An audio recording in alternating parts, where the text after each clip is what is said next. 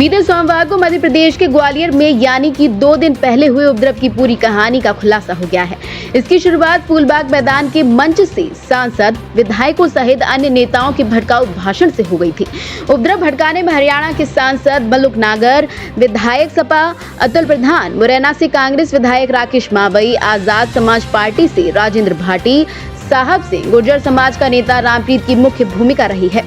इनके द्वारा मंच से उग्र करने वाले बोल से युवा भड़के थे और तोड़फोड़ कर उपद्रव करने वालों में गुर्जर समुदाय के साथ ग्वालियर में 2 अप्रैल के दंगे में भूमिका निभाने वाले मकरंद बौद्ध, पुष्पेंद्र भी शामिल रहे हैं। पुलिस ने एक सांसद, 2 विधायक सहित 17 लोगों को नामजद कर 700 लोगों पर मामला दर्ज किया है।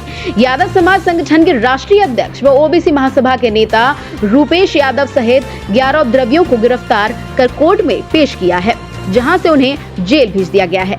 इस मामले में सीसीटीवी फुटेज, अन्य सबूतों और साक्ष्यों के आधार पर 10 से 11 आरोपियों को हिरासत में लेकर न्यायालय के समक्ष पेश किया है। वहीं पुलिस का कहना है, पकड़े गए आरोपियों के अगर सरकारी भूमि पर बनाई गई संपत्ति जांच में पाई जाती है तो प्रशासन इस पर बुलडोजर चलाने की कार्रवाई करेगा।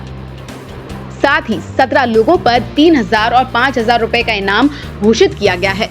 वहीं उपद्रव में आरोपी कांग्रेस विधायक राकेश मावई ने अपना वीडियो जारी किया है, जिसमें राकेश मावई ने कहा है, मैंने कोई भी मंच से भड़काऊ भाषण नहीं दिया जिससे गुर्जर समाज के लोग उत्तेजित हों। मैंने अपने भाषण की क्लिप ग्वालियर एसपी को उपलब्ध कराई है। यह गुर्जर समाज और मेरे खिलाफ एक साजिश की जा रही है, मुझको फंसाने की साजिश की जा रही है।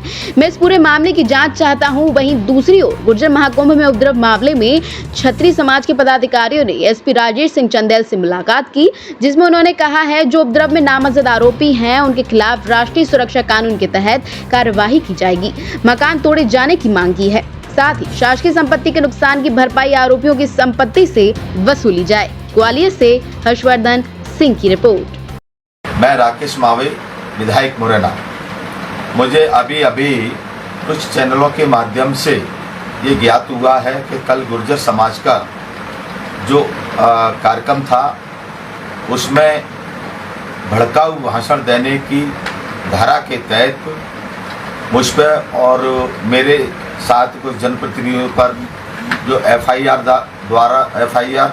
ग्वालियर पुलिस द्वारा दर्ज की गई है वह गलत है। मैंने जो भाषण दिया लास्ट में मैं देरी से पहुंचा और भीड़ जब तक चलने लगी थी उसी बीच में आयोजककर्ताओं ने मुझे देखा और मुझे भाषण दिलाया। मैंने भाषण की क्लिप जो एसपी ग्वालियर को भेज दी है, जिसमें किसी भी प्रकार का मेरे द्वारा भाषण नहीं दिया गया है भड़काऊ। ये पूरा का पूरा षड्यंत्र गुर्जर समाज के खिलाफ और मेरे खिलाफ किया गया है और जिसकी मैं जांच चाहता हूं। और ये पूरा का पूरा भारतीय जनता पार्टी के इशारे पर, इस सरकार के इशारे पर किया गया है। हमारी छवि को धूमिल करने के लिए किया गया है। मैं एसपी और आईजी साहब से ये जांच चाहता हूं कि इसकी जांच कराई जाए, दूध का दूध, पानी का पानी हो जाए। मैं कार्यक्रम के बाद कुछ लोग हमारे रिश्तेदार इंडियन कैफे हाउस पर बैठे थे, उन्होंने मुझे बुलाया, मैं वहाँ गया और वहाँ से बैंक कॉलोनी मैं श्रीनिवास गुर्जर के यहाँ पर मैं गया। वहाँ चाय नाश्ता करने के बाद भोपाल के लिए मैं वंदे भारत तरफ ट्रेन से रवाना हो गया था, जो सुबह 26 तारीख को 12 बजे विधानसभा भवन में हमारे विधानसभा अध्यक्ष जी की अध्यक्षता में एक समिति की बैठक थी, उसमें मैं शामिल हुआ है। और जिस प्रकार से ये एफआईआर दर्ज कर गई है वो झूठी है, असत्य है। ना मैं कलेक्ट्रेट पे गया और ना ही मेरे द्वारा किसी भी प्रकार का कोई भी भड़काऊ भाषण नहीं दिया गया है। ये पूरा का पूरा गुर्जर समाज के राजनीतिक लोगों के खिलाफ ये षड्यंत्र है। राम राम साहब। भाई साहब ज्ञापन दिया है, क्या मांगे हैं और जो 2 दिन पहले का घटनाक्रम है, किस तरह की कार्रवाई की आपने पुलिस से मांगी है? सम्राट मेहर भोज छत्री थे, जो सबको मालूम है। गुर्जर समाज आरक्षित वर्ग में आता है। और उन्हें आरक्षण का लाभ भी मिलता है। वो अकारण का झगड़ा बढ़ाए हुए हैं। माननीय उच्च न्यायालय ग्वालियर ने मेयर भोज की पट्टिका स्थगन लगाया हुआ है। माननीय न्यायालय के निर्णय का वो भी पालन नहीं कर रहे, प्रशासनिक अधिकारियों की गाड़ियों को तोड़ रहे हैं। 25 तारीख को जो घटना हुई उसमें उनके विरुद्ध जो अपराधी किस्म के लोग हैं जिन पर मुकदमा दर्ज हुआ है, उनके विरुद्ध जो है रासुका लगाई जाए, उनके मकान तोड़े जाएं और जो संपत्ति का नुकसान हुआ है शासकीय और निजी संपत्ति का, उसकी भरपाई उनकी संपत्ति से की जाए। अगर ऐसा नहीं किया गया तो निकट भविष्य में वो दोबारा फिर इसकी पुनरावृत्ति करेंगे। और मैं प्रशासन को आगाह किया था माननीय कलेक्टर और एसपी को कि इन्हें अनुमति नहीं दी जाए। 1000 लोगों की अनुमति लेके 5000 लोगों को इकट्ठा करके दंगा जो किया गया है, इसके लिए मैं माननीय मुख्यमंत्री का भी ध्यान आकर्षित करना चाहता हूँ। तो अप्रैल 18 को प्रशासन की अकर्मण्यता के कारण जो घटना हुई थी, उसी के कारण भारतीय जनता पार्टी का इस क्षेत्र में नुकसान हुआ था। अगर इन पे अंकुश नहीं लगाया गया तो आगामी चुनाव में इनका पुनः नुकसान होने की संभावना है। आज ब्राह्मण समाज, वैश्य समाज, क्षत्रिय समाज इस मामले को लेके एसपी महोदय से मिला है कि शहर में अमन शांति चैन बना रहे।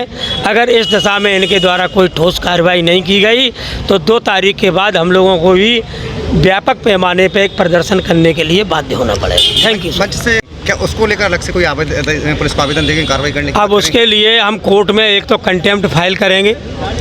इनके द्वारा माननीय उच्च न्यायालय के निर्णय की अवहेलना की गई है, उसमें स्थगन लगा हुआ है।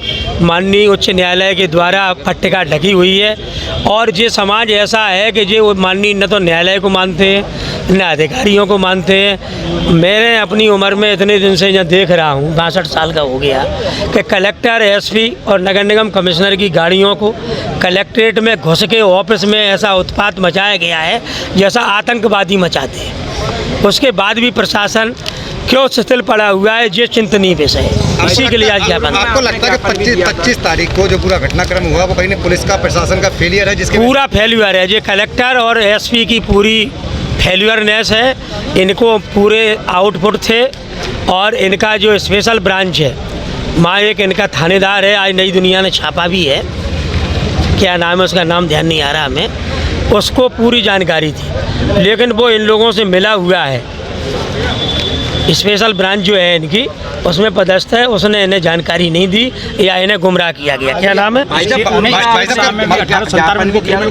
किया था कि शहर में बड़े दंगे हो सकते हैं, आपने आगाह भी किया था। मैंने इन्हें आगाह किया था, लेकिन इसके बाद भी किस राजनीतिक मजबूरी में इनके द्वारा उन्हें अनुमति दी गई, इसीलिए तो हम विरोध करने आज आपके माध्यम से यहाँ आए। आश्वासन दिया है? आश्वासन दिया है, कार्रवाई करेंगे। 11 लोगों पे 5000 की इनाम घोषित की है, 6 लोगों पे 3000 की इनाम, 3-3000 की इनाम घोषित की है, 11 लोगों को जेल भेजा गया है। आश्वासन तो दिया है।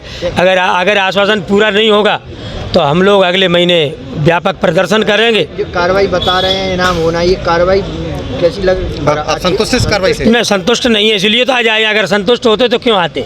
आप सरकार से क्या, जो अधिकारी हैं जिनकी लापरवाही की वजह से पूरा हुआ, उनके खिलाफ भी कार्रवाई की मांग करेंगे? नहीं, अधिकारियों के खिलाफ हम इसलिए नहीं करेंगे कि अधिकारियों ने किस दबाव में अनुमति दी उन्हें, ये तो अधिकारी जाने।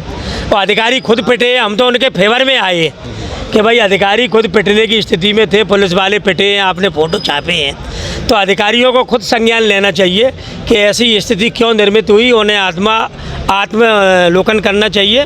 मैं मुख्यमंत्री से ये आग्रह करना चाहता हूँ कि मुख्यमंत्री जी ये देखें कि जब यहाँ पुलिस और प्रशासन पिट रहा है तो आम चुनाव में आपकी क्या स्थिति होगी।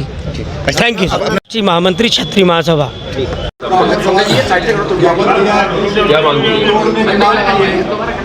अभी हमारे पास में क्षत्रिय समाज, ब्राह्मण समाज, अग्रवाल समाज और जो प्रबुद्ध नागरिक मंच वाले हैं, ये लोग आए थे और इसमें कुछ एक सेन समाज के व्यक्ति भी आए थे।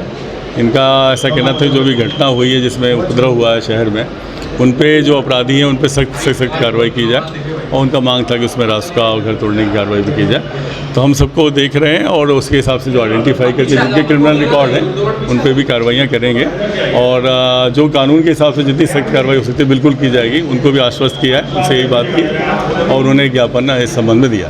सर, ये अभी तक कितने आइडेंटिफाई हुए हैं, कौन कौन लोग हैं जिन पर मामले दर्ज हो गए, उनके खिलाफ क्या क्या आगे कार्रवाई होगी?